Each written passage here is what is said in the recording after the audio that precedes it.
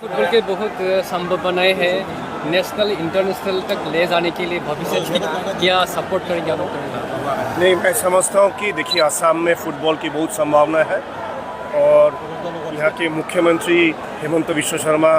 जिस तरह से आसाम और नॉर्थ ईस्ट प्रदेश के सभी प्रदेशों को जिस तरह से इन्होंने एक इकोनॉमिकल डेवलपमेंट की ओर ले जा रहे हैं, मैं समझता हूँ स्पोर्ट्स उसमें बहुत बड़ा भूमिका निभा सकता है। मुझे पूर्ण विश्वास है आसाम फुटबॉल एसोसिएशन के अध्यक्ष माननीय नवो कुमार दोले जी के ऊपर, और मैं ये ऑल इंडिया फुटबॉल फेडरेशन की तरफ से आश्वासन देता हूँ आसाम को जब भी जिस तरह के सहायता की सहयोग की आवश्यकता होगी ऑल इंडिया फुटबॉल फेडरेशन सहयोग करेंगे। असम सरकार को साथ, असम फुटबॉल एसोसिएशन के साथ जिस तरह से जो आवश्यक है वो हम